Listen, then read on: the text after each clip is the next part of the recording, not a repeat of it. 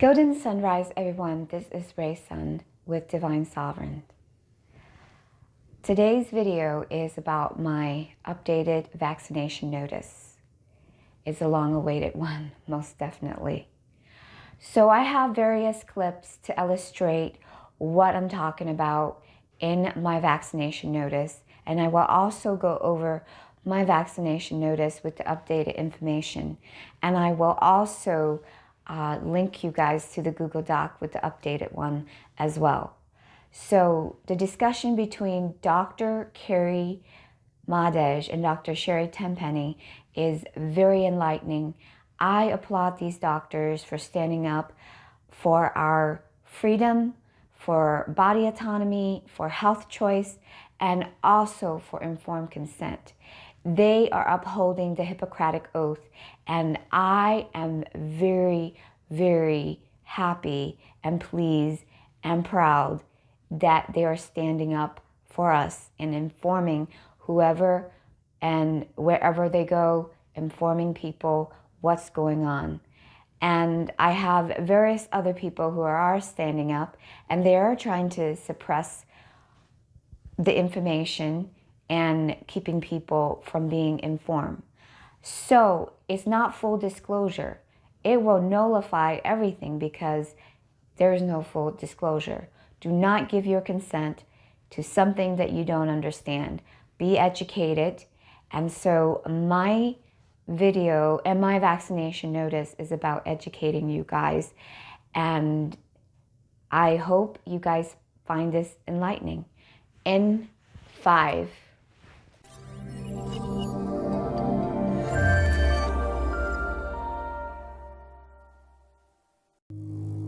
There will soon be a new vaccine for the coronavirus pandemic. The question is, are these vaccines safe and can the government force you to take them? When it comes down to lawyers, they itch for things like this. 1 in 40 people get seriously injured by vaccines. It's not hypothetical. If you're right, why wouldn't it follow that the flu shot should be illegal? CDC is a vaccine company. They are not doing their job as regulators. We don't know what COVID-19 vaccine will look like. Anthony Fauci put $500 million of our dollars into that vaccine, and now they've got a vaccine that is too big to fail. Would you urge the American people not to take the vaccine? I'm not anti-vaccine. I am asking you the question. What if it was 1 in 1,000? No, of course not. I'm not going to tell 1 in 1,000 people to die. I think you overstate it. Look at the vaccine inserts, Alan. Masks work. We're going to kill all these people. Mandatory vaccination. We're still going to make a profit, so let's go ahead. Certainly anybody who runs a pharmaceutical company cares deeply about not killing people. You can't sue them. There's no discovery. There's nothing. They never get caught. Do you wear a mask personally? The flu shot not only primes you for flu, but it primes you for coronavirus. They are unavoidably unsafe.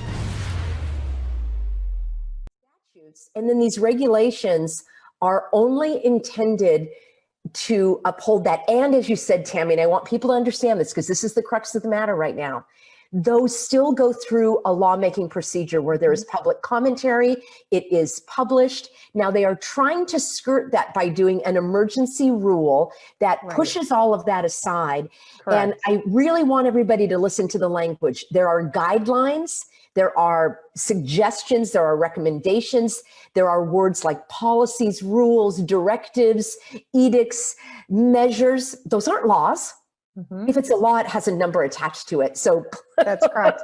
And that's why, so I've owned my own business and I've owned a compliance, health, safety, and compliance consulting firm for 11 years. But I've been in the world of occupational health safety. I've been a business owner. I've owned a construction firm. And so I've had to deal with the HR side of things and employee handbooks and following, OSHA regulations, making sure everybody is safe. That's been my life, my whole basically adult career, right? I've taught at the university level, safety and supervision, which is a senior level class. And so this is all I have done my whole career. So when I started hearing and seeing things like, oh, we got to mask up, everybody needs to wear a face mask.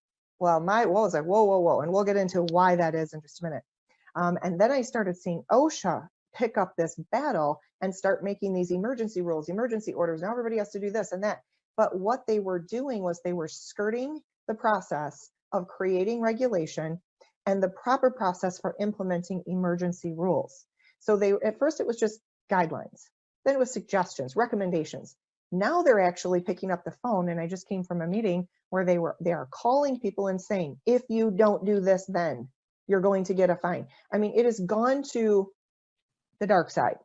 It has really, really gone off the deep end. And what I need people to understand is, people ask me, why? What can we do about this? OSHA has always been the friend of the employee. If they were working for an employer, and this happens a lot actually, because people are people, right? Not everybody is moral and ethical and will do the right thing. A lot of people, all they care about is money. They really don't care about their employees' health and safety, which is why this agency was created in the first place. So they have always been there, that when employees are working for somebody who will put them in danger, or they don't make sure that things are healthy and safe, even if an employee complains about it, a lot of employers don't fix things. That's where OSHA has always been there as the friend and the ally of the average working man and woman. You can file an anonymous complaint. They'll come in and do an inspection, and they'll get to the bottom of it, and they will correct it, and they will force that employer, they're not going to do it on their own, to correct the hazards in the workplace, right? Now what they're doing, and they have picked up this mantle, they are actually enforcing their own rules, their own stated emergency rules, that are creating a greater hazard. They're now the agency that is putting people at risk. They're the ones that are now putting the entire American workforce in a very unhealthy and unsafe working condition. So they have done a 180. Instead of being the ally fighting for our health and safety, now they are the ones that are putting us at risk, and there's nothing you can do about it, or face huge fines. And they've also put such undue burden on employers to be the mask police, to force these types of things. So, you've got to have hand sanitizer in every truck with 60% alcohol. Well, I had a contractor's truck start on fire because of that. I mean, there's just all these unintended consequences. Roofing contractors in 90-degree heat passing out because they're not getting enough fresh air, and it's hot and humid in addition. Now, the last thing I need is somebody working at heights passing out and dizzy because they're being forced to do something that's unsafe, unhealthy, and is creating a greater hazard. So this whole OSHA conversation is just blowing my mind. But what people have to understand, the why behind it, is because these directors of these state agencies are hired and appointed by the governors. Look around. What are our governors doing to us? They work directly for the governor. For example, in Michigan, the director of Michigan OSHA, I'm not going to name names here, but I have had conversations, trust me. And I've even talked about those conversations. That person works directly for Governor Whitmer. Governor Whitmer is hell-bent on locking us down, keeping us masked up, and enforcing these policies. If she could, she would throughout the rest of her term. But who works for her? Who can police that? OSHA. So she's weaponizing this agency, and the director of this agency works directly for her, answers to her. So these directors are their henchmen. And if they stand up and say anything about it, and trust me, I've spoken with quite a few people at the upper echelons within OSHA that know this is not right. They know it's wrong. Heck, I even exposed on the Del Bigtree show with Kristen Megan, we even exposed one of the directors of one of the OSHA institutes, wrote a paper on why face masks don't work, and they know all of this. Now, if he stands up and he says something, he's done. But here we find ourselves in a moral dilemma, because I know you may lose your job. I know that's scary, but for you to turn a blind eye and to enforce something that is unsafe, and you know that it's unhealthy, you know that it's not even legal according to your own standards, that is immoral. You should be fired for that. And I'm sorry, I know it's scary, but trust me, I have been a business owner for so many years, and I put my business on life support to stand up and fight for the state of Michigan, to stand up and fight for our freedoms and our liberties. Because if people like me, who have the information, the credentialing, the knowledge, if we don't stand up and say, this is so wrong, this is dangerous and unhealthy, and we're going to lose our freedoms, not only our health, but our freedoms, well, then it's over. So you have when you have knowledge and information, you have a responsibility. And if you don't utilize that properly and responsibly, then you have blood on your hands when the fallout comes. So I've really been putting pressure on them. Well, I'm glad, Tammy. I do want to talk about some of these remedies because you're exactly right. It's not about your job, it's about your freedom. To S. Peterson. S. Peterson. Mr. Chairman, this is Dr. Hodkinson. I just want to let you know I'm standing by. Oh, okay. Well, we would love to hear from you. The floor is yours. Thank you very much. I do appreciate the opportunity to address you on this very important matter. What I'm going to say is lay language and blunt. It's counter-narrative, and so you don't immediately think I'm a quack. I'm going to briefly outline my credentials so that you can understand where I'm coming from in terms of knowledge base in all of this. I'm a medical specialist in pathology, which includes virology. I trained at Cambridge University in the UK. I'm the ex-president of the pathology section of the Medical Association. I was previously an assistant professor in the Faculty of Medicine doing a lot of teaching. I was the chairman of the Royal College of Physicians of Canada Examination Committee in Pathology in Ottawa. But more to the point, I'm currently the chairman of a biotechnology company in North Carolina selling a COVID-19 test.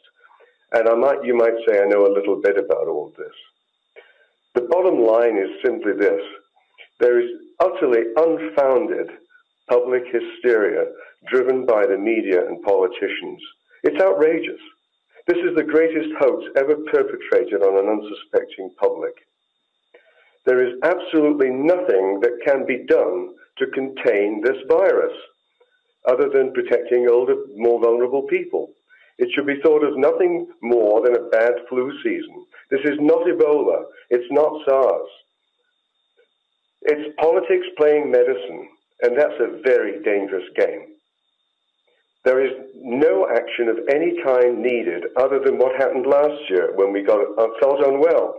We stayed home, we took chicken noodle soup, we didn't visit Granny, and we decided when we would return to work. We didn't need anyone to tell us. Masks are utterly useless. There is no evidence base for their effectiveness whatsoever. Paper masks and fabric masks are simply virtue signaling. They're not even worn effectively most of the time. It's utterly ridiculous seeing these unfortunate, uneducated people, I'm not saying that in a pejorative sense, seeing these people walking around like lemmings, obeying without any knowledge base to put the mask on their face. Social distancing is also useless because COVID is spread by aerosols, which travel 30 meters or so before landing. And closures have had such terrible unintended consequences. Everywhere should be open tomorrow, as was stated in the Great Barrington Declaration that I circulated prior to this meeting. And a word on testing. I do want to emphasize that I'm in the business of testing for COVID. I do want to emphasize that positive test results do not, underlined in neon, mean a clinical infection. It's simply driving public hysteria, and all testing should stop unless you're presenting to hospital with some respiratory problem. All that should be done is to protect the vulnerable and to give them all, in the nursing homes that are under your control, give them all 3,000 to 5,000 international units of vitamin D every day, which has been shown to radically reduce the likelihood of infection. And I would remind you all that using the province's own statistics, the risk of death under 65 in this province is 1 in 300,000. 1 in 300,000. You've got to get a grip on this. The scale of the response that you're undertaking, with no evidence for it, is utterly ridiculous, given the consequences of acting in a way that you're proposing. All kinds of suicides, business closures, funerals, weddings, etc., etc. It's simply outrageous. It's just another bad flu. And you've got to get your minds around that. Let people make their own decisions.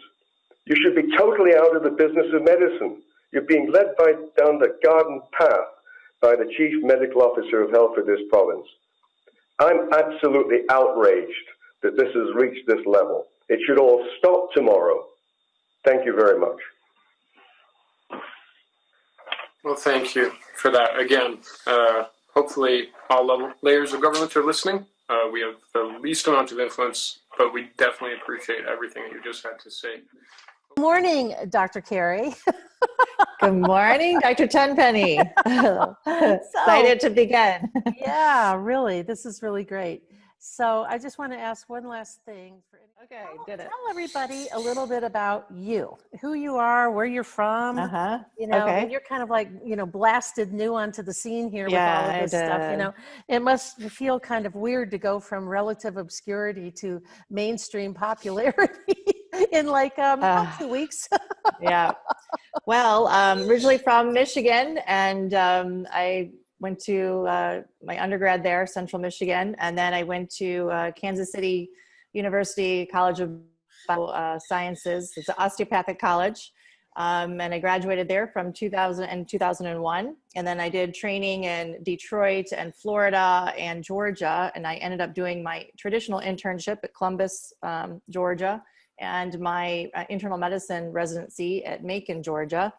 The traditional internship was osteopathic and the traditional was allopathic.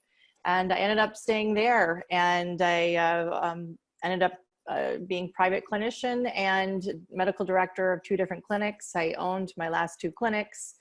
The last one was pretty large. We had 20 employees and employed other physicians and nurse practitioner.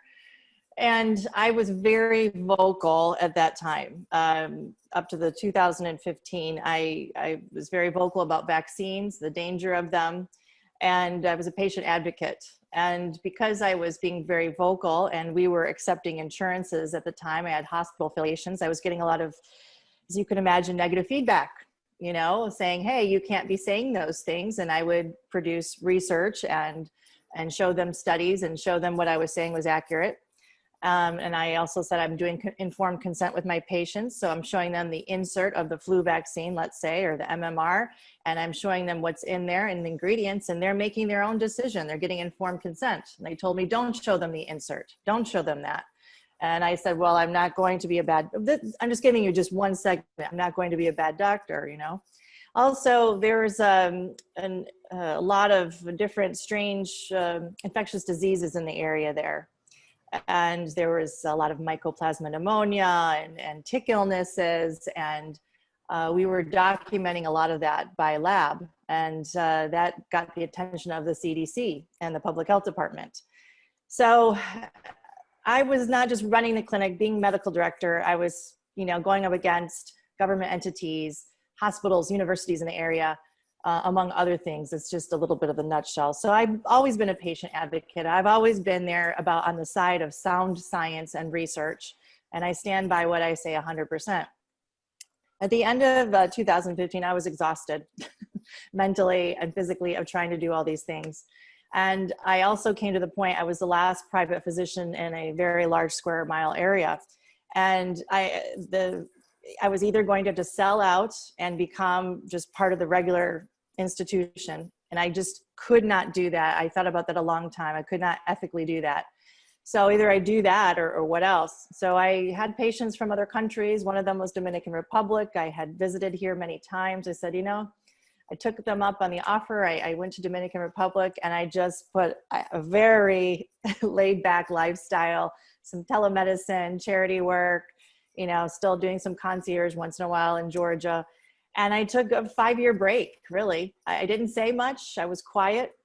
And then when this pandemic came about, it lit a fire in me again. And I had an epiphany one night.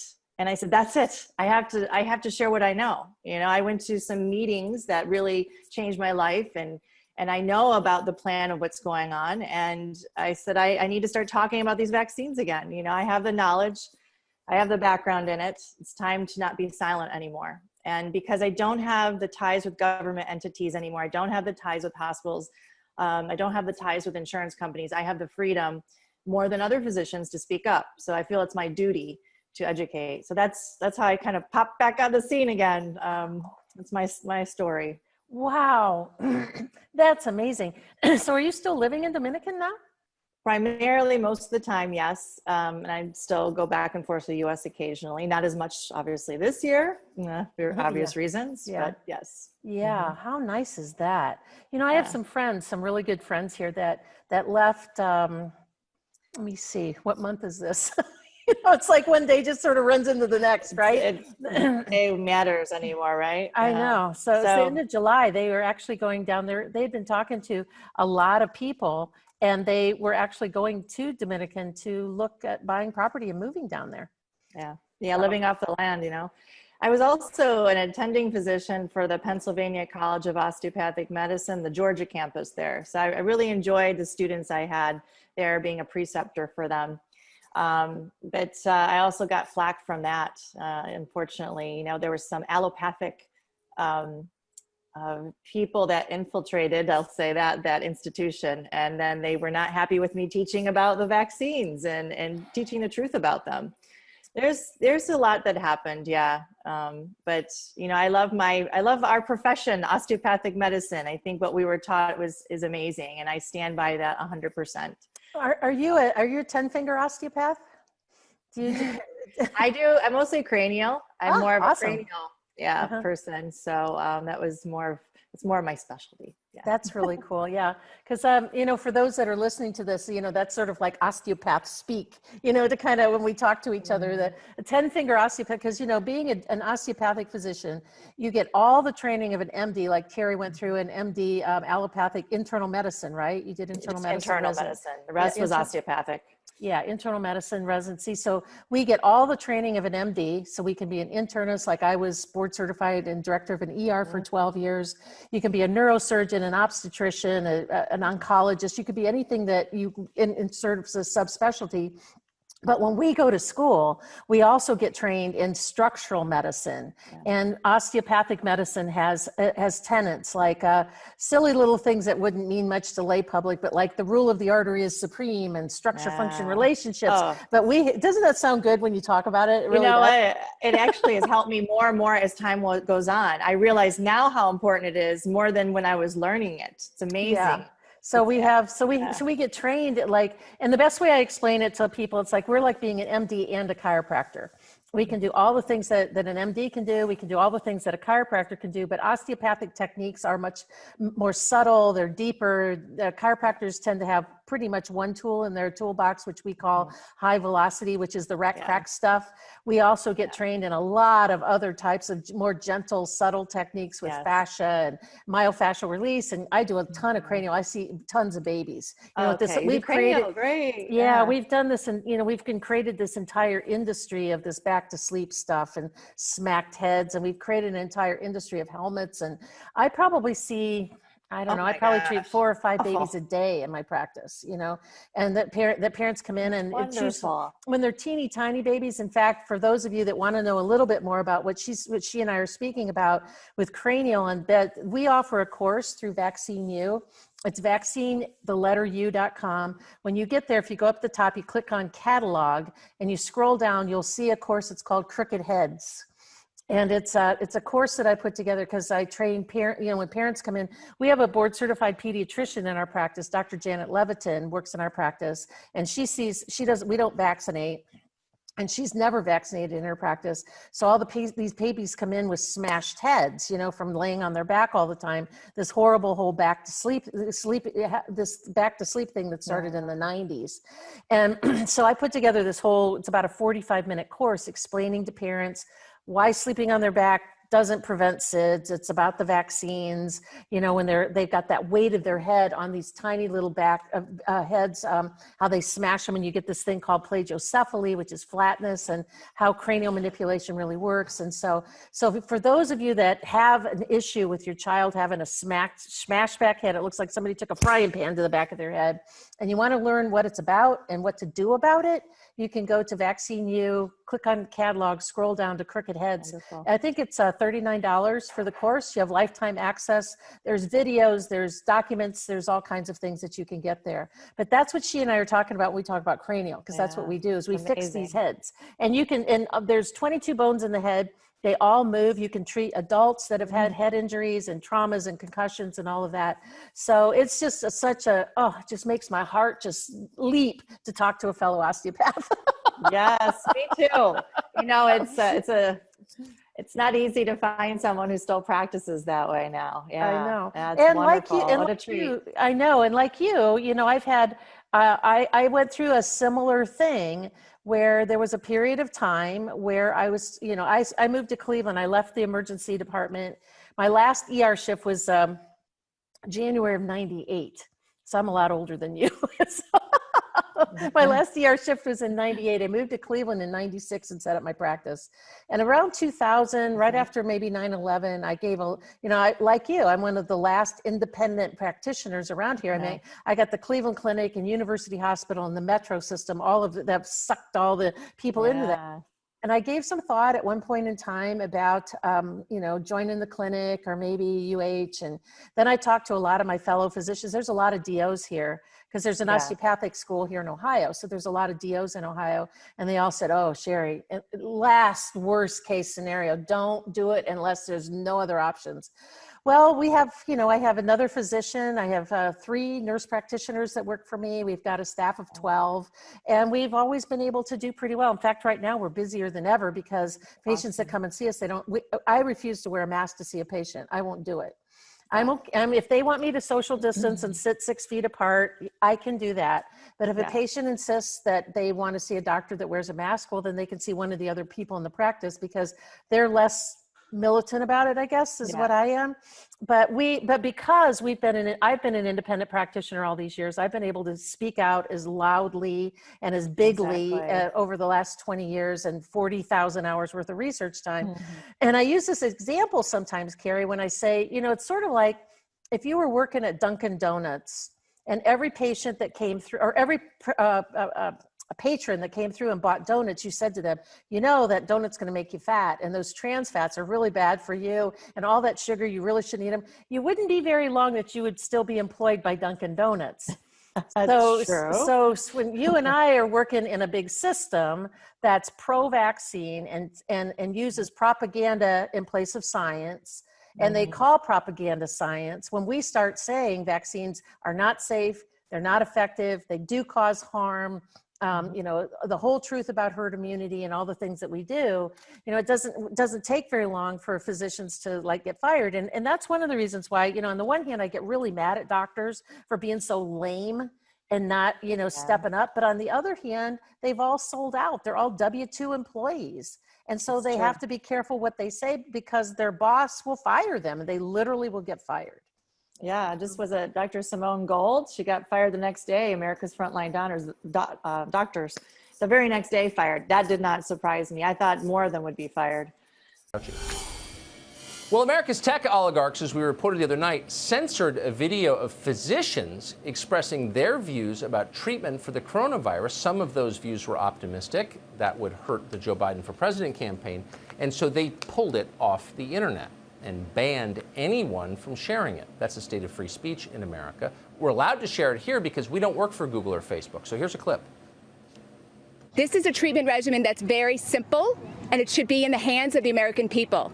The difficult aspect of this is that at the moment, because of politics, it's being blocked from doctors prescribing it, and it's being blocked from pharmacists releasing it. They've been empowered to overrule the doctor's opinion. I'm in favor of it being over the counter.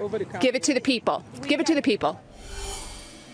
Dr. Simone Gold was in that video, the banned one. She was censored, but more than that, she was fired from her job, apparently for appearing in that video. We're going to get the story directly from her because she joins us now. Doctor, thanks so much for coming on.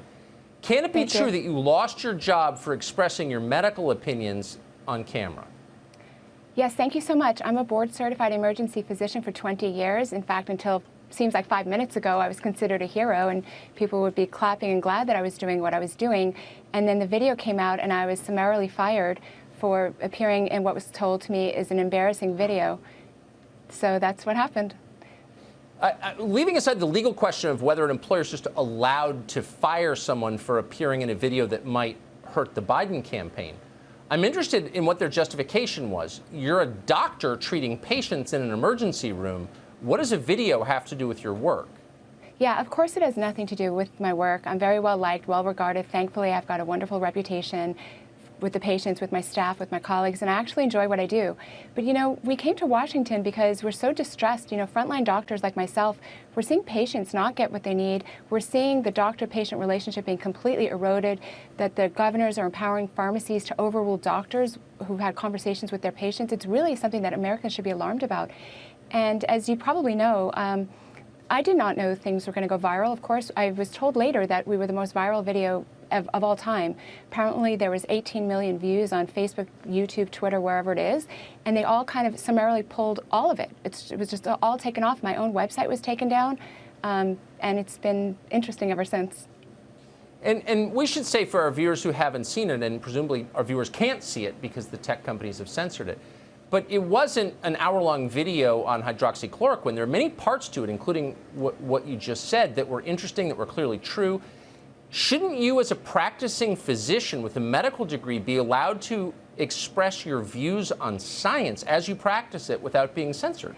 You know, what's funny is the video that got the most attention was a press conference we did right in front of the Supreme Court, but actually the summit was 7 hours of doctors teaching the American people. We decided to come straight to the American people with lots of social media.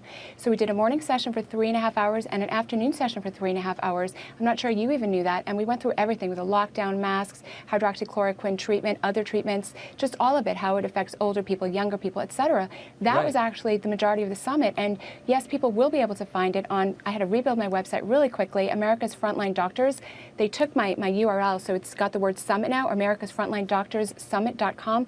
I don't want anyone to just believe me because I'm saying it. We put together a white paper that has all the science. It's utterly irrefutable that hydroxychloroquine is safe. That's without question. And there's tons and tons of studies to show now that it's quite efficacious. You have to kind of wonder why we're still talking about an FDA-approved medication. It's been around for 65 years. It's been around since long before George Washington, who gave it to his troops. Why are we still discussing it? It's a little bit strange. Yeah, I mean, look, I majored in Russian history. I don't know anything about hydroxychloroquine. I do know about the way the country's supposed to work. And physicians should be allowed to explain their experiences, their clinical experiences treating patients. And you're not allowed to because Joe Biden getting elected is more important. And that's scary. And I'm grateful that you came on tonight, Doctor. May I say one thing? There's a lot of people saying some negative things about me. I would ask people please to stop saying negative things about me. I'm a board-certified emergency physician. I take good care of patients. We've hired Lynn Wood to help me in this matter, and I hope that that puts to rest anything that people might want to say that's defamatory. I hope so, too. I rarely root for lawyers, but I am in this case. Dr. Gould, thank you. I appreciate it. Thank you. You know, they're really strict about that. And, you know, also with Blue Cross Blue Shield, I wasn't getting paid in Medicare, and I was getting penalized because I didn't have so many people vaccinated. I had almost no people vaccinated. Unless they went to another physician that came to me, they didn't get vaccinated. So we're talking, you know, over $100,000 or $200,000. They penalize you, but I would not do it. You know, they said, listen, this is either it's do or die, or, you know, feast or famine. And I'm like, I can't do that. I ethically cannot make someone get a vaccine when I know it's not in their best interest just because of money. Yeah. That's what you're faced with. That's what all doctors are faced with. Yeah, all of them. And, you know, but on the other hand, you know, I don't like to give them an out either. Because if they could do what you were doing initially, which was truly informed consent, and showing people the package insert and walking through like each one of the like what is chicken pox really like, what is measles really like. You know, here's the disease. I don't even call it disease. I've made a really big effort to not call these infections diseases. They're just an infection.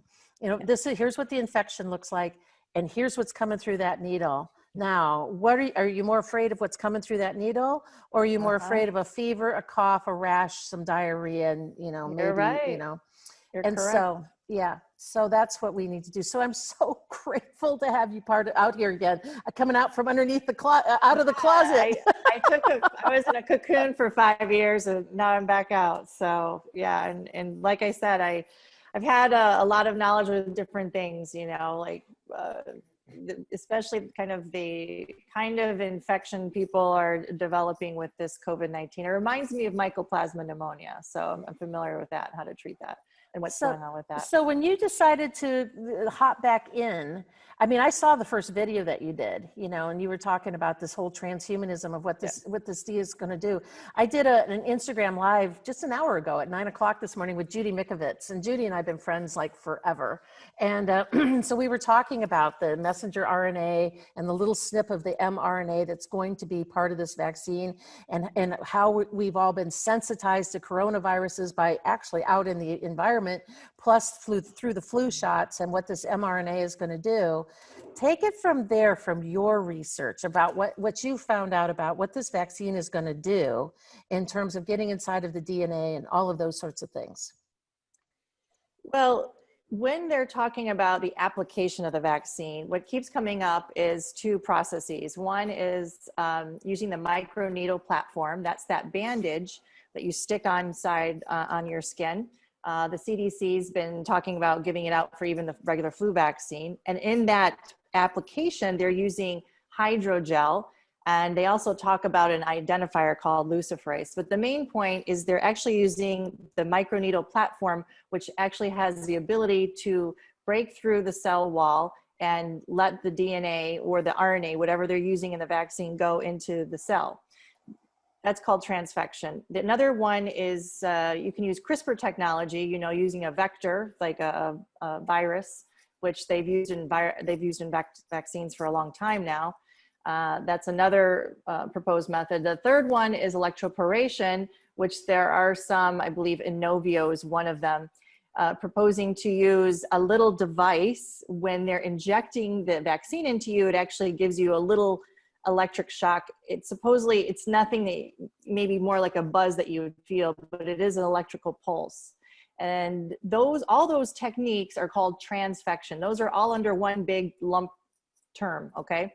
Transfection is a way of integrating a synthetic or a foreign RNA or DNA into your DNA, into your nucleus, into your genome. Okay, this is how you introduce it. Now, the definition of transfection, if you read it, they'll tell you transfection can be temporary, or it can go ahead and be fully integrated permanently into your genome, and then it will be replicated when your genome replicates, and even past your offspring. So that would be permanent. They even said sometimes it's temporary, sometimes it's permanent. Okay, but all these vaccines are using a technique called transfection. All of them. I've never seen one that isn't yet for the COVID-19. So if they're using transfection, and how I can explain this easier to people is look at the genetically modified organisms. If you look at that and you look at how do they make them, all of them will use the word transfection, and all of them will use electroporation, a vector, or they use like a microneedle platform if they're using animals, okay? So this has been used for a long time in the literature and in the science. You've got to dig it out and find. But they're not being honest with us, okay? Because this is something that you'd have to go look yourself, look and see, and dig through the literature and see, okay, how are they actually developing this vaccine? What are they using? Oh, they're using electroporation. What in the world? This is a brand new technology. Oh, they're using a microneedle platform. This is what they're proposing. Okay, maybe they're using a regular needle and syringe, but then you see they're using a vector virus, a live virus that like Mycoplasma pneumonia is a vector that's actually in the vaccine live, and it goes in there because it's going to carry that genetic information, and it actually goes to infect your cell, go inside your cell, and then it will integrate that part of the gene into your genome, and then you will start making it. So this technology has been around for a while, and I think most doctors aren't even trained in that much. So here you go, you've got all this new technology going on, and you're just saying, hey, it's a new vaccine, it's great. And I think that the large majority of doctors don't even understand what they're proposing to do. Oh, they don't have a clue about any of it. They don't have a clue about any of it, Carrie. You know that. They don't. I mean, I haven't been in the U.S. for 5 years, so you know. I'm assuming not much though has changed. No, not much has changed. And they don't, I mean, I'm not a betting girl. I mean, I'm not a gambler, but I would lay a sizable chunk of money down on the table to say that I would I would say that 85% of physicians in all specialties, like across the boards, but the ones that advocate for flu shots and shingles vaccines and all this other stuff, 85% or more haven't even so much as read a package insert. They haven't had a clue what the side effects are, what the contraindications are, what the ingredients are. They don't have a clue. You're right. None of my colleagues or my students had ever even thought about reading the insert. They didn't even know there was an insert sometimes. Yeah. Can you believe that? I know. There was like, you know, but I'll tell you, I know that long before I got involved in researching all of this stuff, when I was back as an ear doc, you know, I grew up in a chiropractic family. So my grandfather, my father, 3 uncles and 2 cousins were chiropractors. That's why I wanted to be a DO and to be an osteopath, because I wanted to have that tool in my toolbox. And none of us were vaccinated as kids, none of us, none of my cousins, nobody. And it never really, you know, when I was in the ER, it never really occurred to me to look at a package insert, because what I thought was coming through that needle was a little dead or attenuated virus and some sterile water. That was it. I mean, what's the big deal? Why even bother to look at it? Now, you know, and back when I went to medical school, there were only 3 vaccines. There was only DPT, MMR, and polio. I mean, that was it. It wasn't until 91 when they started the big ramp up of the schedule. So, I mean, I never looked at it. And when they would bring the kids in, they'd be sick. They'd have ear infections. They'd all be snotting out with sinusy stuff. And the nurses would say, they're behind on their vaccine. Should we catch them up?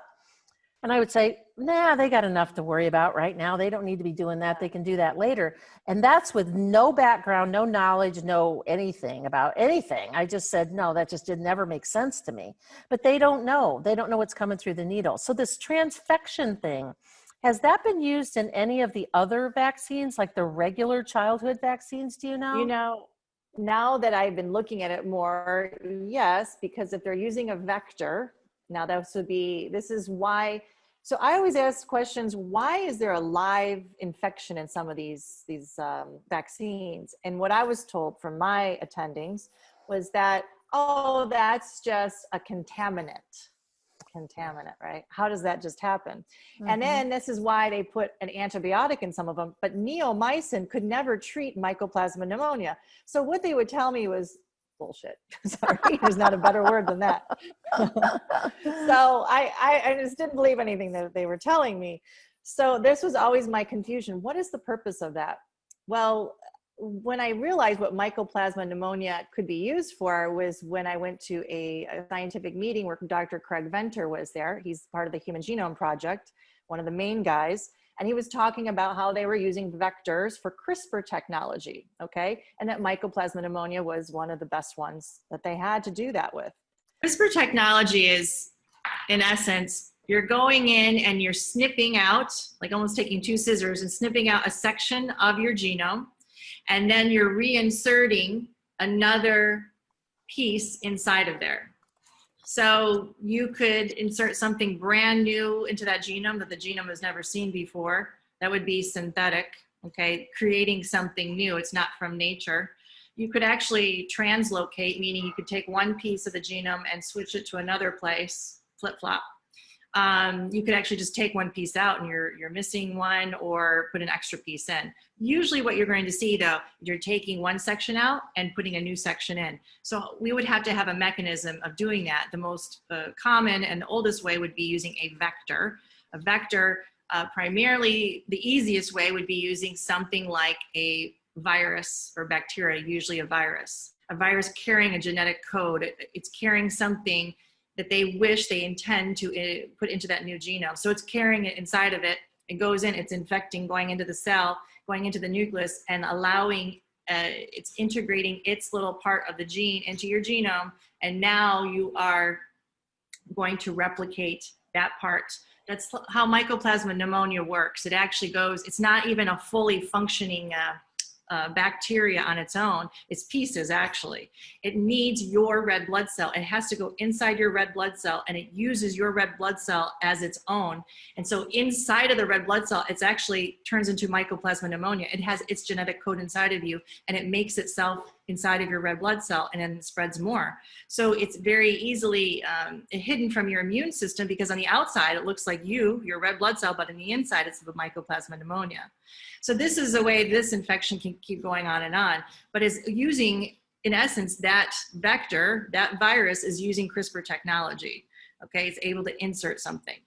So looking back now in time, looking back at why did I question some of our vaccines when there was contaminated Mycoplasma pneumonia? Well, perhaps that was the way they're using a vector in those vaccines. I think this industry has been the most deceitful and malicious, now that I look back, that I have seen in medicine. And throughout time, I've seen such lies. One of my first interest in vaccines came from the tetanus vaccine. And this was when I was even in high school. I questioned it because I said, tetanus is this disease or this infection that once you get, let's say, that dirty nail inside your foot, that within minutes to hours, you're supposed to have such severe tetany that you are spasming so hard that you can't breathe and you suffocate to death. It's supposed to be the most horrific thing to ever see. I had never heard of it. I asked family and friends, even when I was in high school, no one's ever heard of it. Throughout my medical training, I asked the top infectious disease specialists, no one's ever heard of it. I had one of the top people research this for me. They told me that they had no identifiable Koch's postulates case that could ever be linked to tetanus. I said, well, then what you're telling me is it does not exist, because by science, it does not exist. He got very mad at me, told me to shut up because we can't be talking about that now. I said, but you're telling me it doesn't exist. I said, why do we give it? So looking at, and was I in residency at the time? Somewhere around there. I actually came across some data or information showing how the Vatican found out that the tetanus vaccine was actually the abortion vaccine. Because in Latino countries, there's several Latino countries, they noticed that the NIH and some other, charitable institutions were giving the tetanus vaccine only to women of childbearing age. No men, no younger people. This doesn't make sense. Tetanus goes to everybody, right? Not just women of childbearing age. They were suspicious. They had the vaccine analyzed. They found out that it contained HCG, the human chorionic gonadotropin, which this is the pregnancy hormone. It's for other things, but usually pregnancy that we think of. So this meant that if you're using a vaccine is mounting an immune response against whatever's in that vaccine, right? So that means your body, once it got pregnant, would mount an immune response, attack the HCG. It would then abort an early abortion, right? So the good doctor made mention about tetanus being an abortion vaccine. So I went and looked it up on pubmed.ncbi.nlm.nih.gov.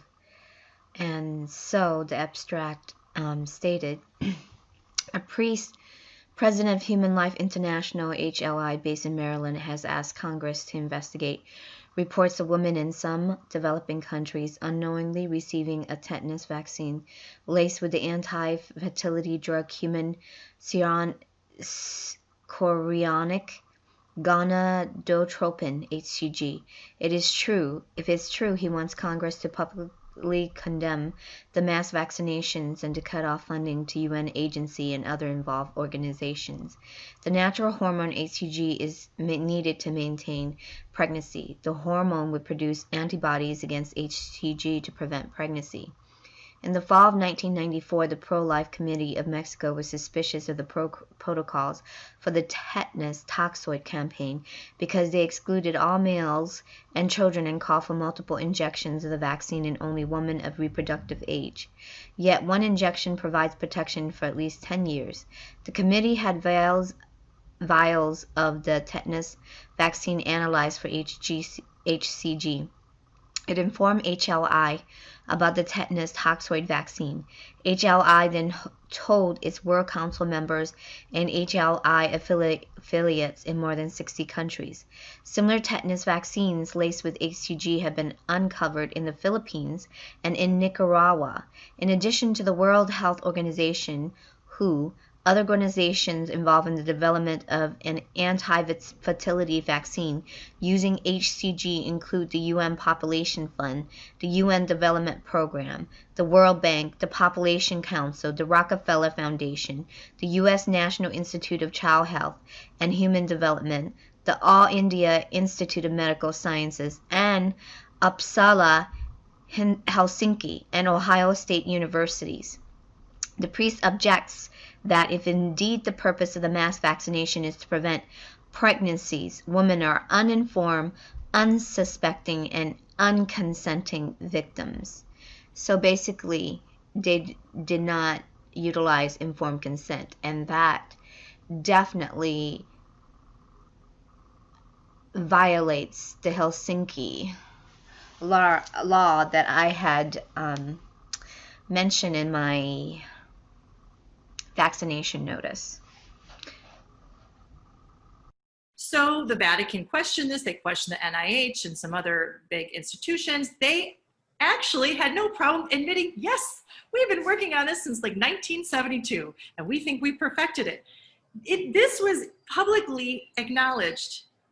And I also questioned this. So this was and I knew that I would find this because when I was in Detroit, we were in a very, very poor hospital, delivering babies. And I realized that people with the worst medical care, the worst health care, they're so obese, so unhealthy, on drugs, they were so fertile, they could have 20 kids. And you know what? And then people that were trying to take care of themselves, they were infertile. I'm like, there's something, what is going on?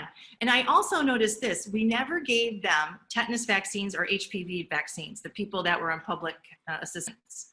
But we did give them the other ones. And I'm like, I wonder if there's a correlation between those vaccines and fertility.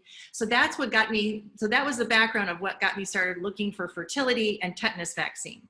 And sure enough, I found it right away. And there's other examples throughout the world of the tetanus vaccine actually being an abortion vaccine.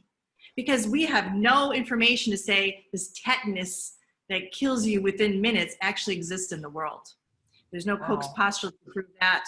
But we do have proof that our government agencies do use it for an abortion vaccine. So this stuff has been going on for a while, absolutely. But I just think now they're ramping it up to a crazy level, an insane level, one that we cannot accept. Nobody can accept this. No, that's amazing. It's it's interesting that you started with tetanus. And actually, why don't you put your earbuds back on, because that really didn't help, and your sound is a little bit better when you had it on. It's actually it was actually the last vaccine I investigated. Actually, I kept thinking I didn't want to go there, because I remember when I was in the ER, I used to give tetanus like it was some special kind of candy, it just, little is good, a lot is better. It's better to be give too much tetanus and somebody's going to die. I was the same way.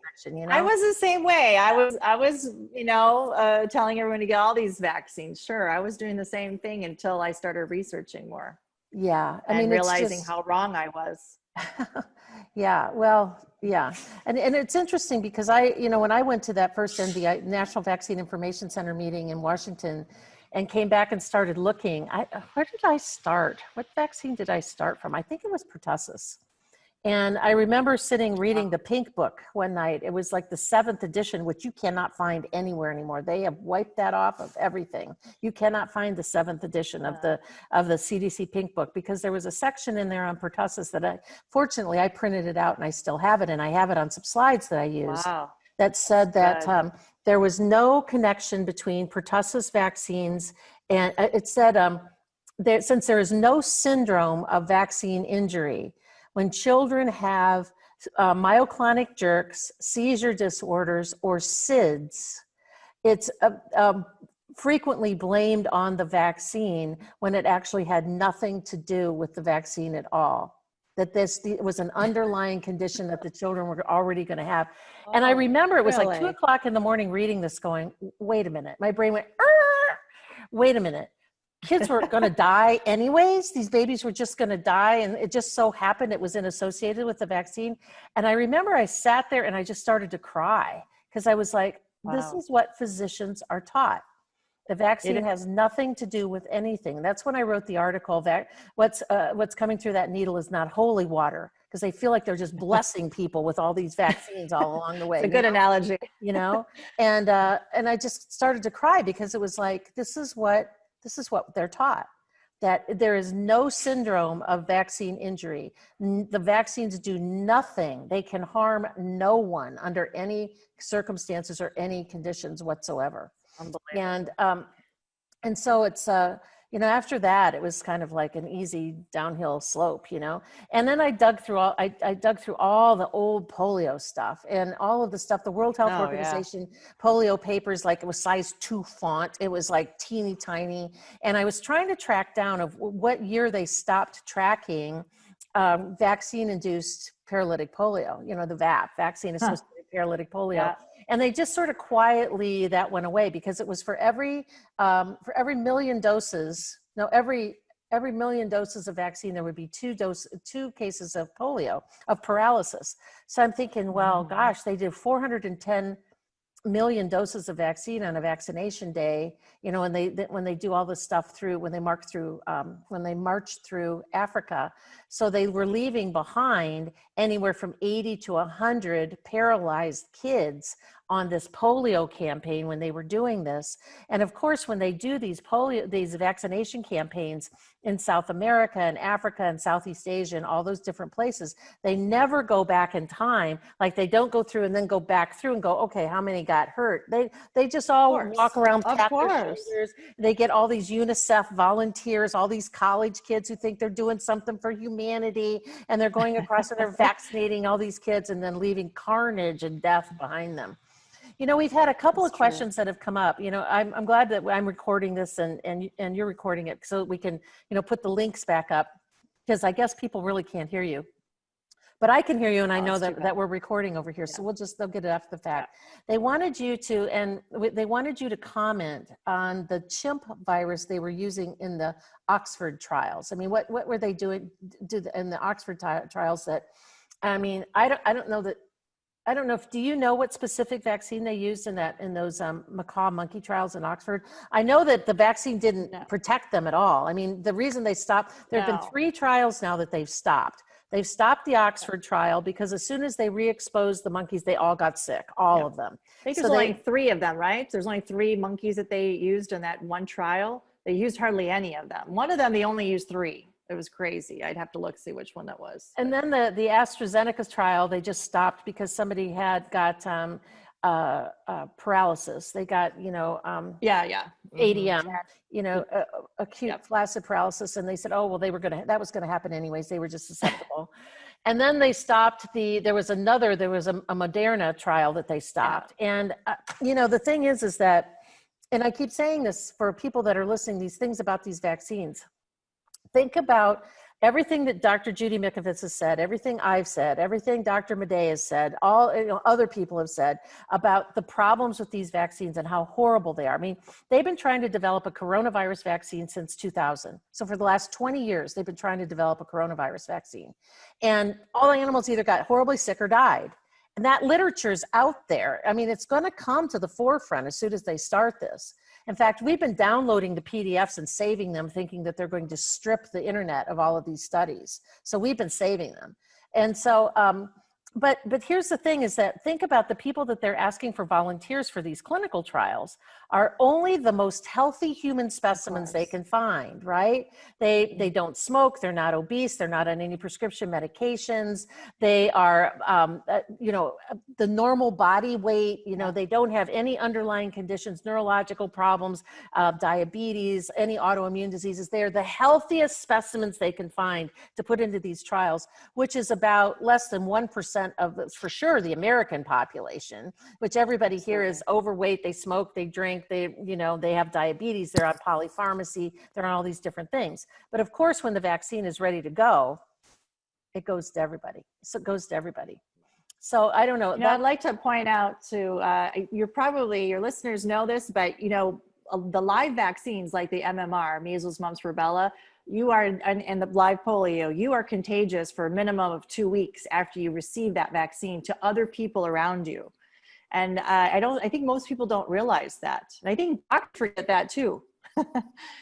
So we have to know the risk of all the different kinds, because now they're trying to say, oh, we might not use the microband or the microneedle array. Maybe we won't use electroporation. Well, they are going to use one of the other methods, and they all have risk. Yeah, exactly. One of the other questions, and I get this a lot, is, if your children or if you've already been vaccinated, is there anything that you can do to detox from that?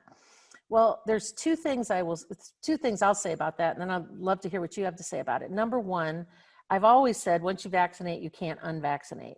I mean, once you have injected that stuff and it gets into your DNA, it's there. Yeah. Now, having said that, you can make everything else healthier. I mean, you can detox your whole system. You can get rid of, like we use a product that we advocate for on our website. It's a natural zeolite product from a company called Pure Body. That I take it every day myself. It's a natural, it's from Touchstone. It's called Pure Body. And it will take out heavy metals. It'll take out persistent organic pollutants. It will take out aluminum. It will take out some of that stuff. And we've seen some amazing reversals, just amazing reversals of vaccine injury sorts of things. So yes, you can improve your health, but can you ever get back to where you were before you vaccinated? It's my opinion that you can't. What are your thoughts about that? I agree with you that you can't get totally back to where you were before. No. And I believe a lot in the heavy metal detox as well, and making everything else in your body. It's different ways to detox from heavy metals. In my practice, you use a lot of vitamin IVs, high dose vitamin C and Myers cocktail. And that helps a lot too with detoxing if it's something that's more urgent or significant. And I use the clay as well. And actually I use diatomaceous earth, believe it or not. I think that works really, really well. And it's cheap and easy to get. I see great improvement with that. And also glycine actually too, because glycine in higher doses helps to pull out the pesticides like the Roundup pesticide from your body, the only thing we know of. And doing that, if you make your gut healthier, we know that vaccine injuries are associated with a poor gut. That also improves the gut. So those are some different things that I've used as well. But you're right, and this vaccine now, this COVID-19, there's no turning back on this one. This is no joke, everybody, because they want to introduce nanotechnology. Now we're talking about a whole other issue here, not just the regular vaccines. But if you look and see the patent numbers and what they're proposing, they want to introduce microscopic little robots into us, biosensors they're called. And so I don't know how to get rid of that. I mean, do you, Dr. Tenpenny? I have no idea how we could get rid of nanotechnology inside of our bodies. This scares me so much. Or the hydrogel. Yeah, that's the same. They're one and the same, really. And then the identifier that they want to use. But this is a game changer. And there are millions of them, and they can multiply because they're self-replicating organisms that are alive but not alive because they're robotic. And they can assemble, disassemble, and reassemble in your body innumerable times. And for all that we know, this could be forever in our bodies. How do you stop that? What if it gets out of control? This is artificial intelligence linking us up. This means we literally become a computer or cell phone. And we all know they can get hacked. They definitely get viruses, right?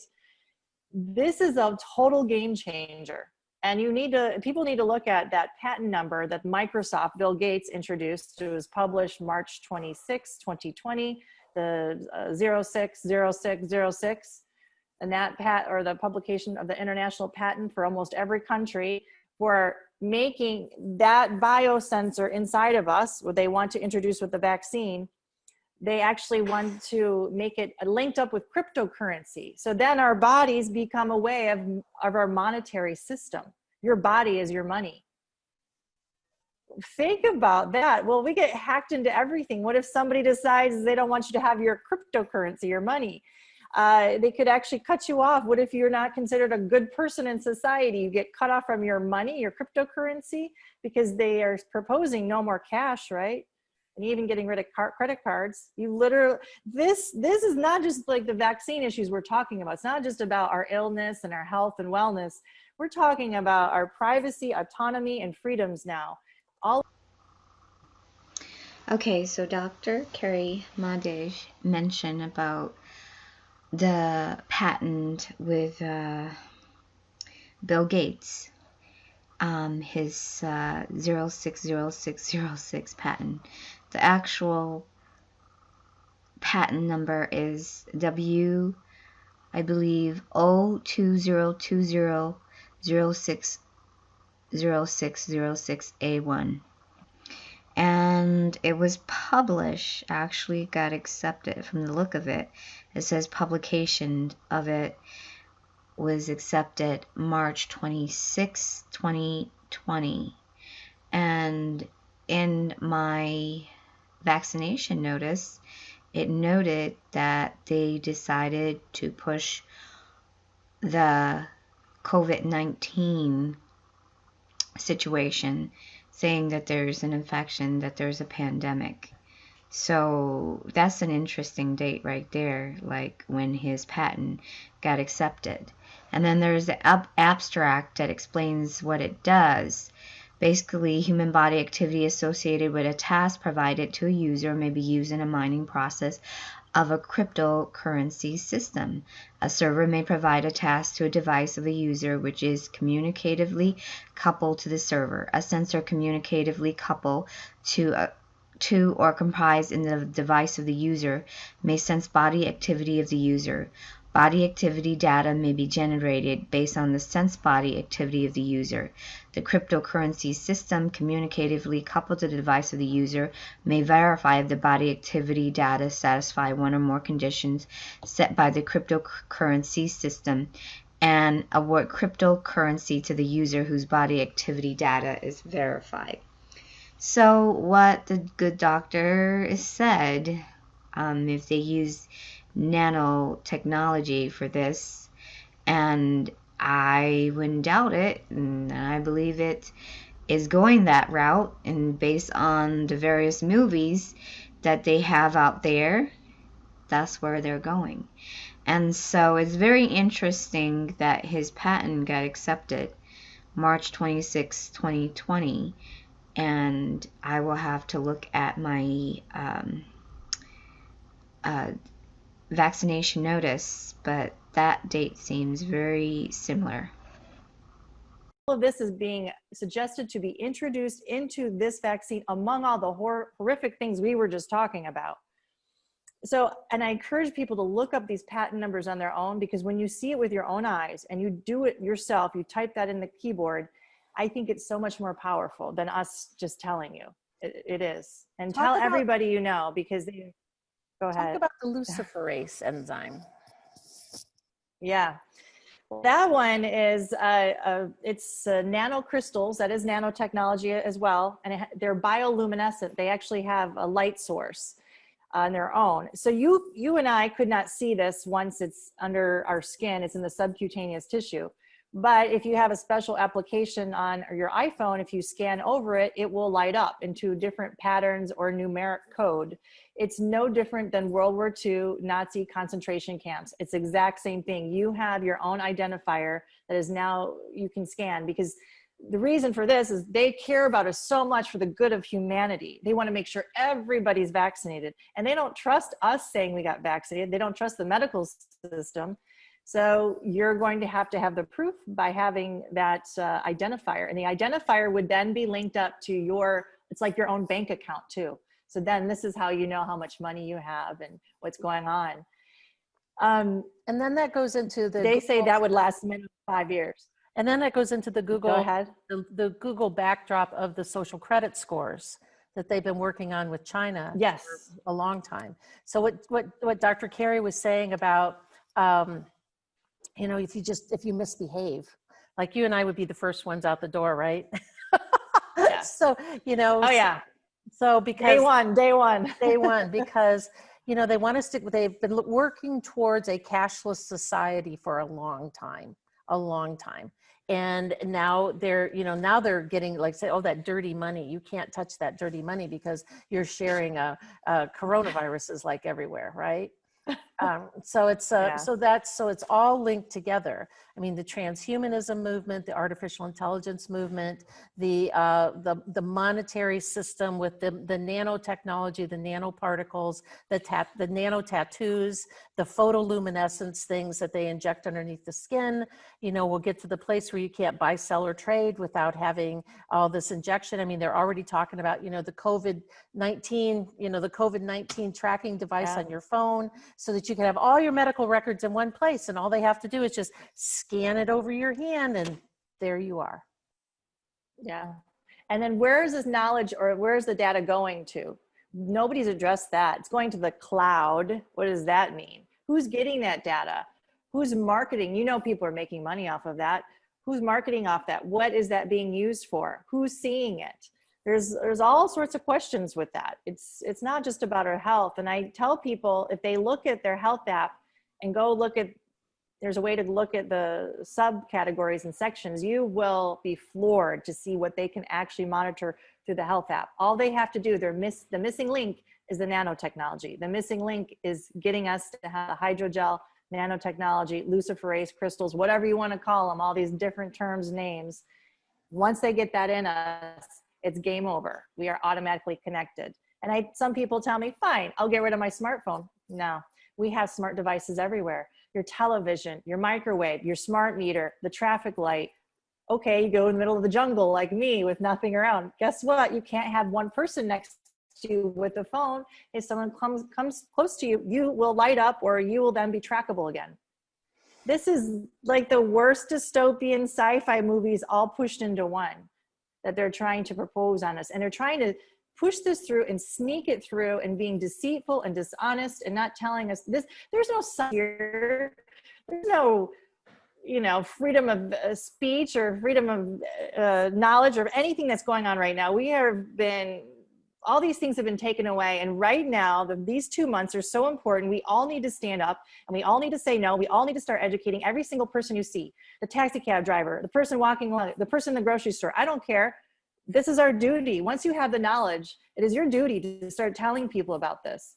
And, on my page, I'm listing all these references, and I'm sure Dr. Tenpenny, you are, but if people need, I see they don't know how to look up the patent numbers, I'll provide links, or if you're, to Michelle, and you can spread that so they can actually see all the patents.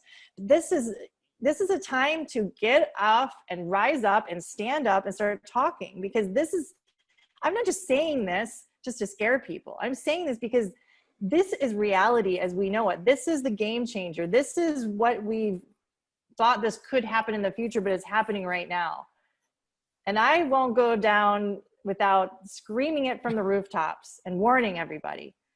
So the next 2 months, guys, please start talking to everybody about it, and please look up these patent numbers. I mean, the one for the cryptocurrency, they give you the diagram. There's a stick figure. That's you or me. Stick figure, it has the sensor. The sensor is your biosensor inside your body. They want to inject in you. The biosensor is then linked to the device, which is your smartphone. Smartphone is then linked to 5G because they need the big bandwidth. 5G then goes to the cloud where whoever can do whatever. But this is not just one way, it's two way. It goes down and up.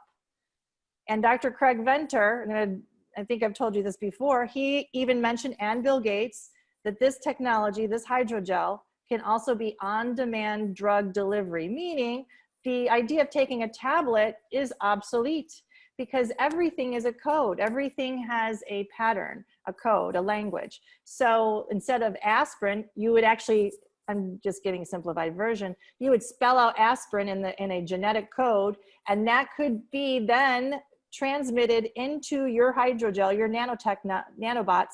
They would then code for aspirin inside your body, and you would make it. You would literally make your own drug. There's a lot of data on that.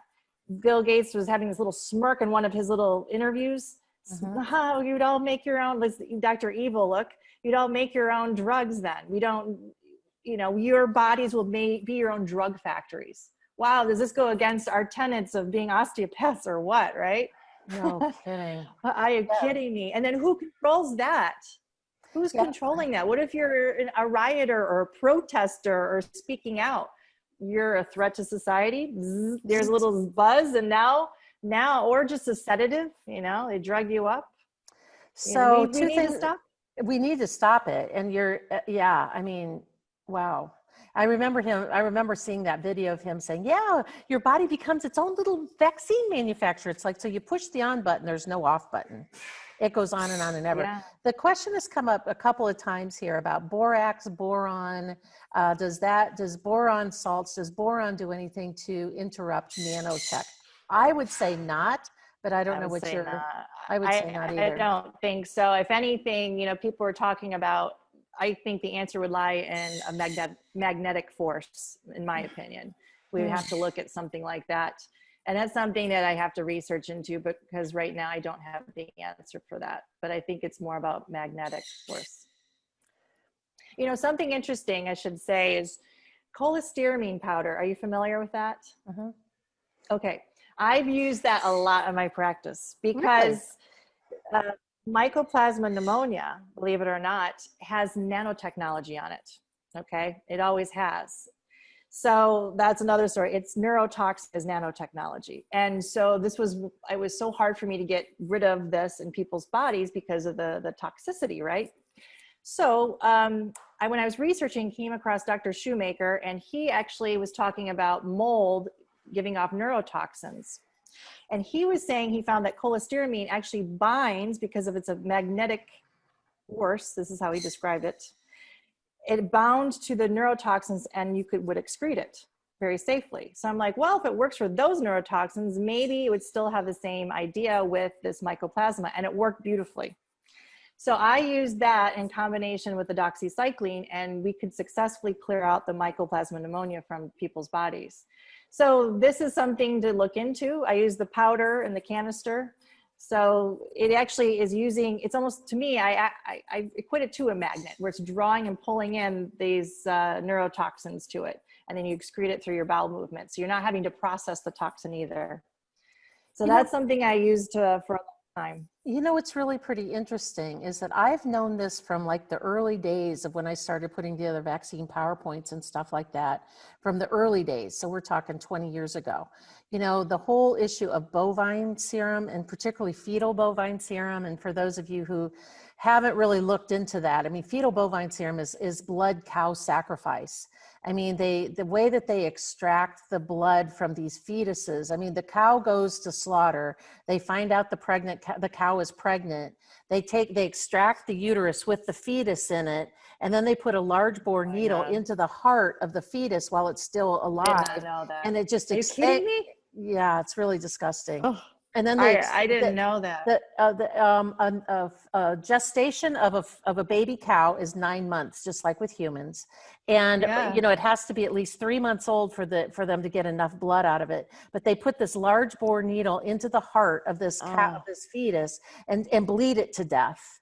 And then, so it's really— Are you kidding me? I did not know that. Yeah, then they bleed it to death, and then they separate out the fetal serum. And the fetal bovine serum is used in almost every vaccine. It's used as a growth product in almost every vaccine. And the bovine serum is used in the rubella fraction of the MMR, chickenpox, the polio vaccine, Prevnar, pneumovax, shingles vaccines, hepatitis A. It's used in almost all of them. And nearly 100% of the fetal bovine serum that they use commercially is contaminated with cow viruses. And 6% of the samples, and what made me think about this, that 6% of all the fetal bovine serum is contaminated with mycoplasma. So mycoplasma is getting in through, they use the fetal bovine serum to grow the viruses. It becomes a contaminant in the vaccine. Okay. So mycoplasma is literally, so where you're seeing all these mycoplasma things, it's in the pneumovax, which is the adult pneumonia vaccine. It's in the shingles vaccine. It's in chickenpox. It's in all of these different things. The fetal bovine serum stuff, I'll send you a couple of slides on that. Yeah, thank you. So you can, the whole thing about, and how I actually even found out about it was I was creating a table that I never finished because it was just too much tedious work, that I was putting all the vaccines across the top and all the ingredients down the side. And I wanted to go to all the package inserts and put all the ingredients in there and convert all the units of measures to micrograms. Because you know, sometimes they're picograms and nanograms and micrograms, purposeful. so that we could literally go down a column and add up the total amount of foreign matter in terms of micrograms in each one of the vaccines.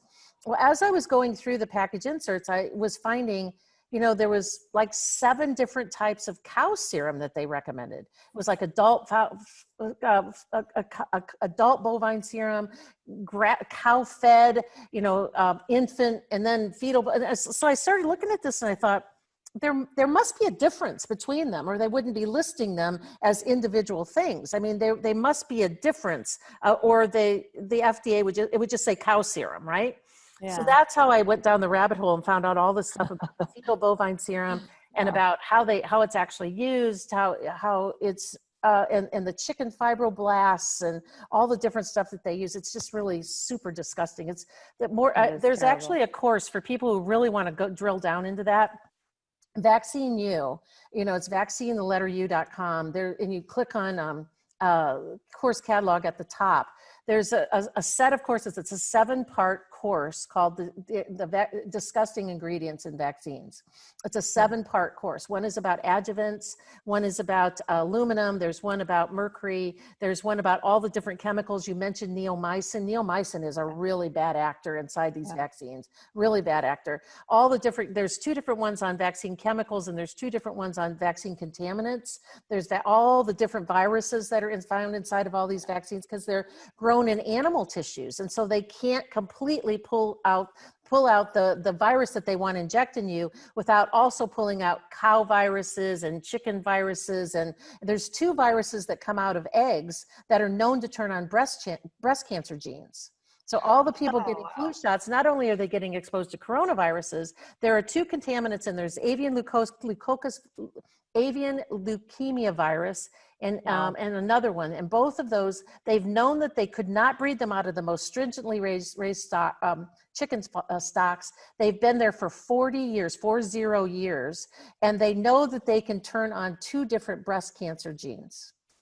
And so I really have always wondered if I don't think there's any data on this, but when they really did the full court press to put make all of the flu shots mandatory for healthcare workers, I'm wondering if there's any data on breast cancer before and after when they really started that, because I think it's just gone through the roof. Sure. Through the roof. I guarantee you'd find that too. Of course, they don't do the data on purpose. Yeah. Well, you can't find what you're not looking for.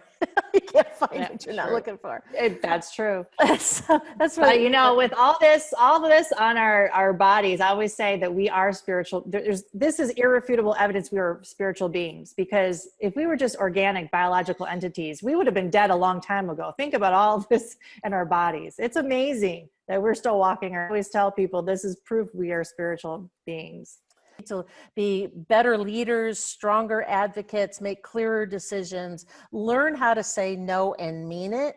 And right now, even people need to get really brave and bold, and because saying no is having consequences now that they didn't have before. And so having the right language and the right support, and to know you got a bunch of like-minded people around you, that's what we're offering the boot camp course for. Yeah, that's important. Have some like-minded people around you. You have to have some like-minded people around you. So how would you like to, what's the final words that you would like to share? Because this is going to be recorded. We're going to post the link everywhere.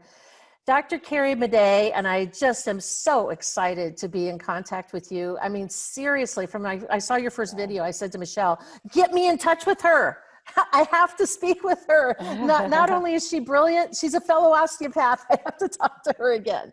So what would you like to leave? What would you like to leave everybody with here today? Just thank you for having me on here. I'm excited to work with you, Dr. Tenpenny. Just wanting people that now more than ever, they have to educate themselves about the upcoming vaccine.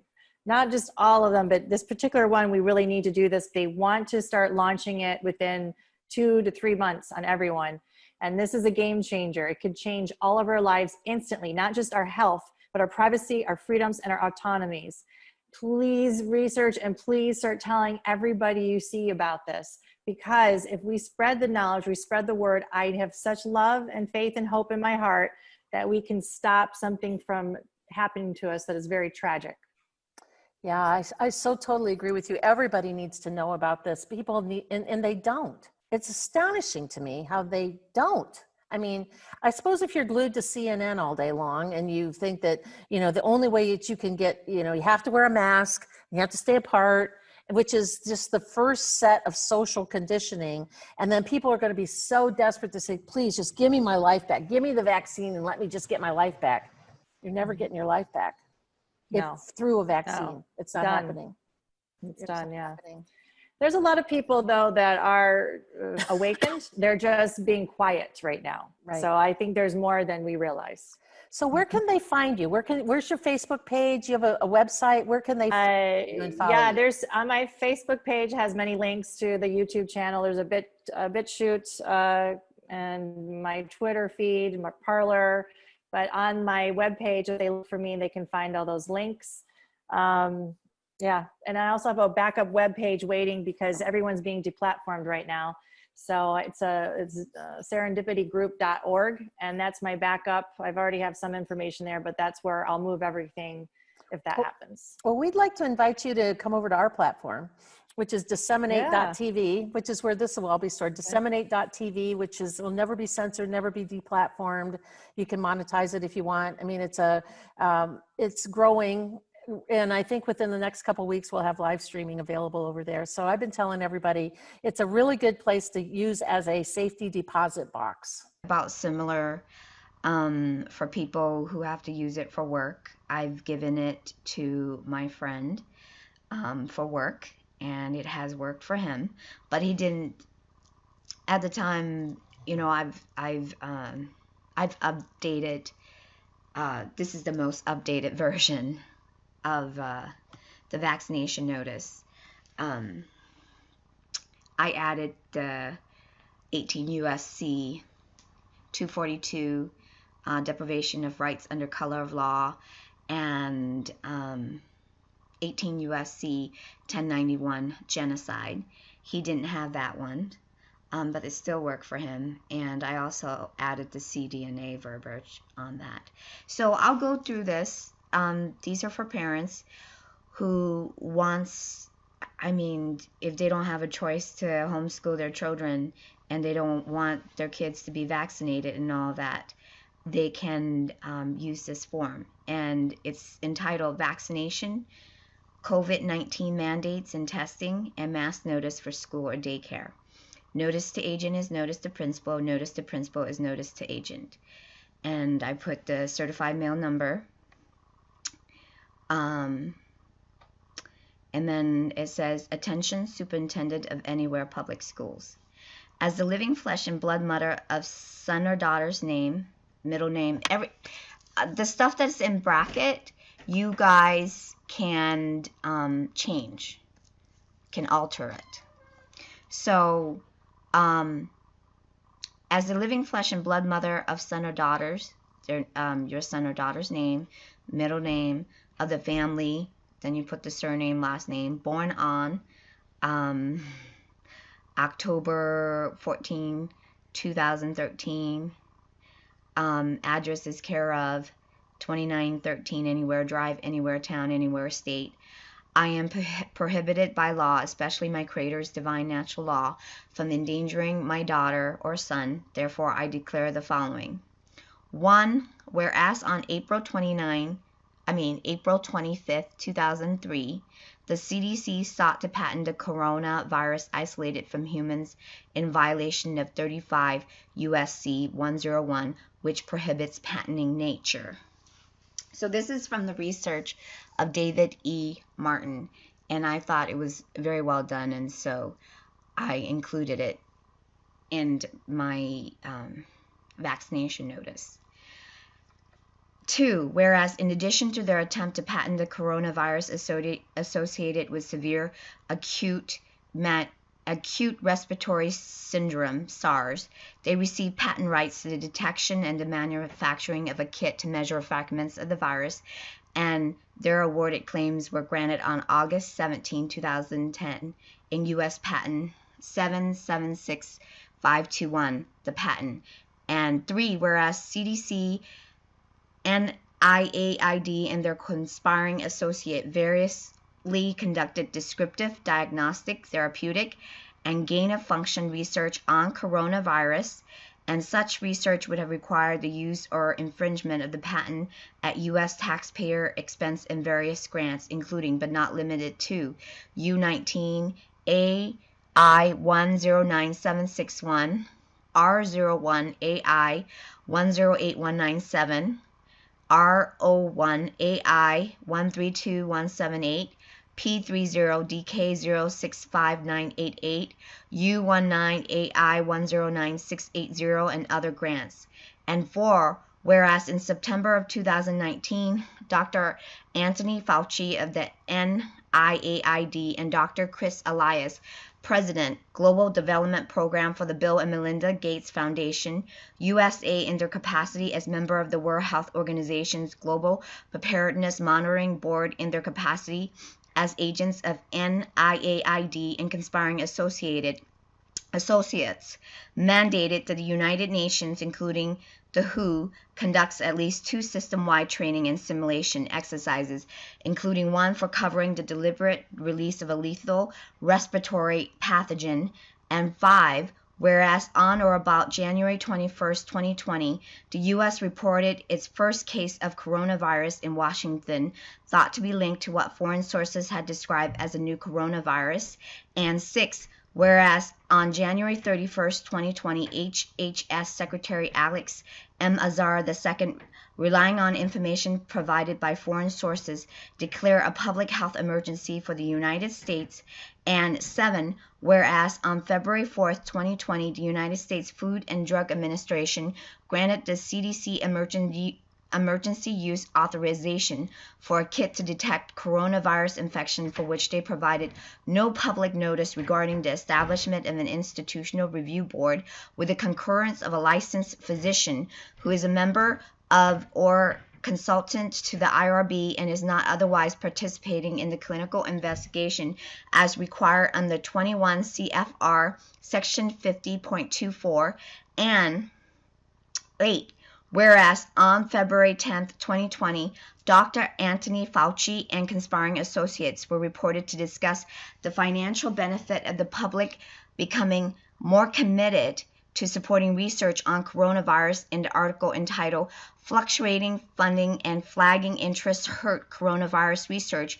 Leaving Crucial Knowledge Gaps in STAT. And 9, whereas in contravention to establish peer-reviewed medical science, the CDC, NIAID, and conspiring associates promulgated a national clinical epidemiologic experiment using social distancing and face mask wearing in a healthy population without establishing any clinical trial outcomes, without impaneling an institutional review board, defining informed consent, and without reviewing the ethic of such experiment, in contravention to the Declaration of Helsinki and 21 CFR section 50.20 FF, and provided guidance to governors of the 50 states of the United States to carry out said experiment without any independently considered ethical review board finding. And 10, whereas according to the International Committee on Taxonomy of Viruses, ICTV, Coronavirus Study Group, CSG, publication on March 2nd, 2020, the preliminary data suggesting that there was sufficient variation to determine this is a novel virus versus a mutation of known coronaviruses was not based on established scientific principle, but was responsive to the World Health Organization prior unfounded declaration of novelty of both the virus and a new disease. And 11, whereas there could be no independent verification of the epidemiologic models predicting dire infection and mortality rates as the underlying models and data were not published, and when sought were reportedly corrupted so as to make their examination impossible. And 12, whereas in violation of state law, no medical or scientific evidence was provided to establish causal links between the SARS-CoV-2 and the symptoms of COVID-19, relying instead on foreign government hearsay and conjecture to conflate association with causation. And 13, whereas in violation of state law, whereas based on the recommendation of the CDC NIAID and the conspiring associates. No state official review for accuracy or veracity any of the usual casual statements made in the declaration of emergency, which contain false, misleading, and terror-inducing statements. And 14, whereas in violation of well-established legal precedent from Jew Ho versus Williamson, 103 F 10 26 CCND Cal 1900, and subsequent public health law, arbitrary and capricious rules were insinuated on part of the population that were not applied generally, resulting in the unlawful confinement of a healthy population with no basis in science. And 15, whereas the CDC and its affiliate organizations have routinely conflated infection endpoints from RT-PCR and serology, have repeatedly reported data from flawed or unsubstantiated models projecting morbidity and mortality data for the inducement of terror in the general population in violation of Section 802 of the Patriot Act's prohibition of domestic terrorism, and through this action have sought to coerce a population and influence a government. And 16, whereas I'm aware that those ordering and or administering vaccines have been granted immunity from liability should my daughter suffer from a vaccine-caused injury or illness. Since the Supreme Court decision Brunswitz versus Wyatt, February 22, 2011, drug companies are under no legal obligation to ensure their vaccine products are either safe or effective. The same decision acknowledged Congress' original decision, National Childhood Vaccine Injury Act, 42 U.S.C. 300 AA-22, RE manufacturer responsibility defined vaccine as unavoidably unsafe. The Vaccine Injury Compensation Trust Fund is not an acceptable alternative to me. And 17, whereas unless I received a vaccine manufacturer package inserts, I have not been given full disclosure regarding any vaccine. CDC or public health vaccine information sheet and or websites are not acceptable alternative. Reasons listed below, number 19 and number 20. And whereas I'm aware that vaccine schedules have been established by the CDC and are promoted by public health departments, the American Academy of Pediatrics, and other organizations, I do not accept CDC recommendations as science-based.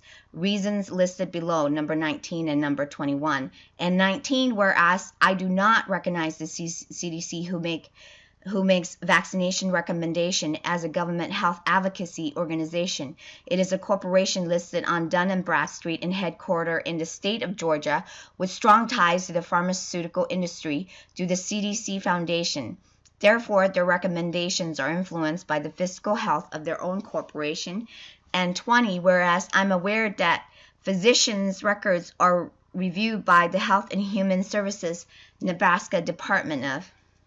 I am in the Republic of Nebraska, but there is the Fiction Corporation, Nebraska, state of Nebraska. So you guys can change that for your place.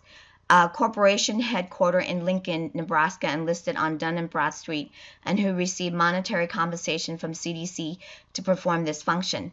Therefore, the state public health departments recommendation and action are influenced by the fiscal health of their corporation. And 21, whereas I do not recognize the American Academy of Pediatrics nor the American Academy of Family Physicians as health advocacy organization. They are both corporations listed on Dun & Bradstreet that are headquartered in the state of Illinois and the state of Kansas, respectively, whose monetary compensation from the vaccine manufacturers contribute to the fiscal health of their corporations. And 22, whereas I'm aware that many physicians are paid higher reimbursement rates for administering vaccines. And 23, whereas I'm aware that legislatures for the corporation known as the state of Nebraska, listed on Dun & Bradstreet, Vote on statutes and rules for the state of Nebraska. As the legislatures have no medical training and can easily be influenced by drug company, lobbyists, and or the CDC, I do not accept their corporate statutory vaccination mandates as science-based. And 24, whereas I'm aware of multiple scientific peer-reviewed papers that have exposed the dangers of many vaccines as well as the herd immunity myth of 1933. In fact, by 2018, nearly $4.03 billion have been paid out of the National Vaccine Injury Compensation Program to families of the vaccines injured. Vaccine manufacturers pay nothing into this fund. And 25, whereas I am aware that the Corporation Health and Human Services United States Department of listed on Dun & Bradstreet and headquartered in Washington, D.C., determines claims paid from the National Vaccine Injury Compensation Program via a biased department of also profits from their own vaccine patent. And 26, whereas I have concluded that failure to follow the CDC recommendation about vaccination is less likely to endanger the health or life of my daughter or other sons and daughters than following their recommendations.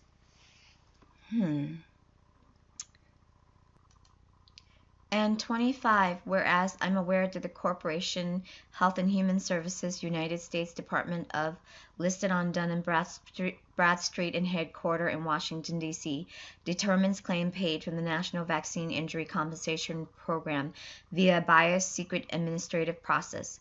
Health and Human Services United States Department of also profits from their own vaccine patents. And 26, whereas I'm aware that the U.S. Supreme Court have ruled in favor to patent synthetic DNA, including cDNA for the BRCA1 and 2 genes, and if that synthetic DNA ends up in my daughter or son's natural body, like genetically modified crops or organism that ends up on a farmer's land, the patentable crop synthetic DNA belongs to the pharmaceuticals or corporation. I do not give my informed consent to be genetically modified via recombinant vaccines or chemically alter my daughter's son's DNA or owned by any dead corporations due to the patent. And 27, whereas I have concluded that failure to follow the CDC recommendation about vaccination is less likely to endanger the health or life of my daughter or other sons and daughters than following their recommendation. And 28, whereas any COVID-19 mandates, COVID-21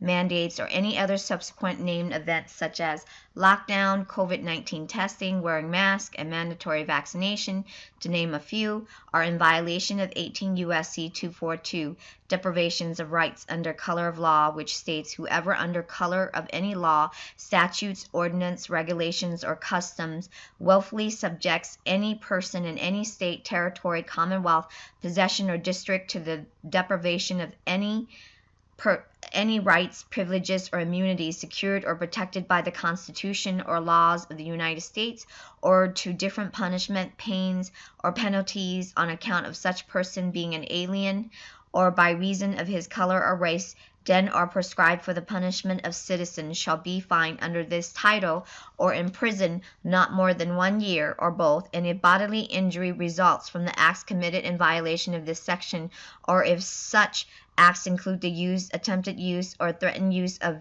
a dangerous weapon, explosives, or fire, shall be fined under this title or imprisoned not more than 10 years, or both, and if death result from the acts committed in violation of this section, or if such acts include kidnapping or attempt to kidnap, aggravated sexual abuse, or an attempt to commit aggravated sexual abuse, or attempt to kill, shall be fined under this title or imprisoned for any term of years or for life, or may be sentenced to death. And 25, whereas any COVID-19 mandates, COVID-21 mandates, or any other subsequent named events such as COVID-19 testing that utilize nanotechnology to infiltrate the natural man, woman, sons, or daughters, brain barrier, body, temple, wearing masks to deoxygenate the brain, and breathing in one's toxin which suppress one's natural immune system, and mandatory vaccination that sterilize and inject cDNA or mRNA, a synthetic DNA that is patentable by the pharmaceutical drug company such as Moderna, Pfizer, to name a few, are in violation of 18 U.S.C. 1091 genocide, which states, A, basic offense, whoever, whether in time of peace or in time of war and with the specific intent to destroy in whole or in substantial part a national, ethnic, racial, or religious group as such. 1. Kill members of that group. 2. Causes serious bodily injury to members of that group. 3. Causes the permanent impairment of the mental faculties of members of the group through drugs, torture, or similar techniques. 4. Subjects the group to conditions of life that are intended to cause the physical destruction of the group in whole or in part. 5. Imposes measures intended to prevent births within the group. Or 6. Transfer by force children of the group to another group shall be punished as provided in subsection B. B. Punishment for basic offense. The punishment for an offense under subsection A is 1. In the case of an offense under subsection A1 where death results by death or imprisonment for life and a fine of not more than $1 million or both, and 2. A fine of not more than $1 million or imprisonment for not more than 20 years or both in any other case. C. Incitement offense. Whoever directly and publicly incites another to violate subsection A shall be fined not more than $500,000 or imprisoned not more than 5 years or both. D. Attempt and conspiracy. Any person who attempts or conspires to commit an offense under this section shall be punished in the same manner as a person who completes the offense. E. Jurisdiction. There is a jurisdiction over the offenses described in subsections A, C, and D if 1. The offense is committed in whole or in part within the United States, or 2. Regardless of where the offense is committed, the alleged offender is a national of the United States, as that term is defined in Section 101 of the Immigration and Nationality Act, 18 U.S.C. 1101. B. An alien lawfully admitted for permanent residence in the United States, as that term is defined in Section 101 of the Immigration and National Act, 18 U.S.C. 101. C. A stateless person whose habitual residence is in the United States, or D. Present in the United States. F. Non-applicability of certain limitation. Notwithstanding Section 3282, in the case of an offense under this section, an indictment may be found or information instituted or at any time without limitation. So, for the reason I have listed and more, I do not consent to anyone administering any vaccine to my daughter unless they provide me with the vaccine package insert, allow me to determine if the health risks are acceptable, informed consent, COVID-19 testing, wearing a mask that obstructs her natural breathing and ability to release toxic poison from her body, example, carbon dioxide, without rebreathing it in, and reinfecting herself as well as suppressing, lowering her natural immunity. Unless a signed notarized document stating that they, in their professional and personal capacity, not me, accept all responsibilities, including financial responsibility for any injuries, illnesses, and losses the vaccine, COVID-19 testing, and mask they administer might cause my living flesh and blood daughters, sons, and then the name. I do not consent my daughter or son being experimented on by anyone, persons and or entities, governmental or otherwise. Note, this document can be used to protect those that administer vaccines, physicians, nurses, or others, or are obliged to adhere to corporate statutes from any punitive statutory actions or penalty. So note, please place this notice in my son or daughter's, and then their name in the school records. And then I decided to do like witnesses versus getting it notarized. I mean, you guys can do that, but having 2 witnesses is fine too, because sometimes, you know, there's a hassle, and if you can't afford it or whatever, then, you know, find 2 witnesses. But this is what it looks like. I had mine, I've given it to a friend to do it in other people and whatnot. So this is my updated version. I had to do some research, and I think this is a notice, especially including the 18 USC 242 and 18 USC 1091. Hi y'all. Thank you for watching the video. I hope you find it informative as I do. If you like it, please hit the like button. Please share far and wide. And if you haven't subscribed yet, please hit the subscribe button and the notification bell to get more of my content. And if you appreciate what I do, a donation is not required, but it is appreciated. Thank you guys so much for stopping by, and I will see you guys on the next video.